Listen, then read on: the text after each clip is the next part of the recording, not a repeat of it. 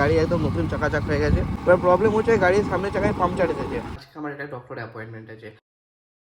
Everyone, welcome back to my channel. একটা নতুন দিন, একটা নতুন সকাল, একটা নতুন ভিডিও। কেমন আছো তোমরা সবাই? আশা করছি তোমরা সকলে খুব ভালো আছো। আমি তো খুব ভালো আছি। ক্যালেন্ডার বলছে আজকের তারিখ হচ্ছে 27শে নভেম্বর এবং ঘড়ির কাঁটা বলছে এখন সময় সকাল 10টা বেজে 5 মিনিট।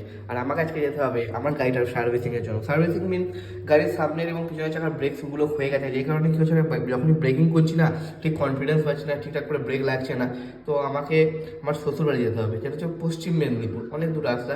সেই ব্রেক নিয়ে একবার গিয়েছিলাম, তো আর রিস্ক নেবো না। এবার একটা গাড়ি ঠিকঠাক প্রপার সার্ভিসিং করাতে হবে, কারণ না হলে একটু প্রবলেম হচ্ছে ব্রেকিংয়ের। চলো বেরোনো যাক। তার আগে একটু ফ্রেশ হয়ে নিই, খাওয়া দাওয়ার করে নিই, দিয়ে বেরোবো।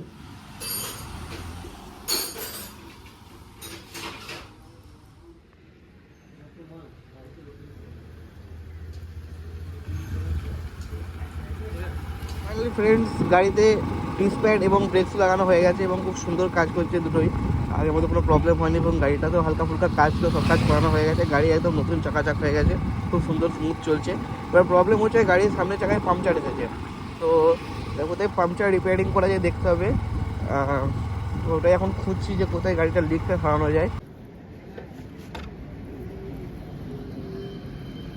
তো ফ্রেন্ডস, গাড়ি সার্ভিসিং করিয়ে বাড়িতে চলে এসেছিলাম এবং খুব টায়ার্ড হয়ে পড়েছিলাম, সেই কারণে একটু ঘুমিয়ে পড়েছিলাম। এখন দুপুরে লাঞ্চ করা হয়ে গেছে। এবার আমাকে একটু তাড়াতাড়ি বেরোতে হবে, কারণ আজকে আমার একটা ডক্টরের অ্যাপয়েন্টমেন্ট আছে। তো আমাকে তাড়াতাড়ি বেরোতে হবে, কারণ যে টাইম আমাকে ডক্টর দিয়েছিল সে টাইম এখন বাড়িতেই হয়ে গেছে।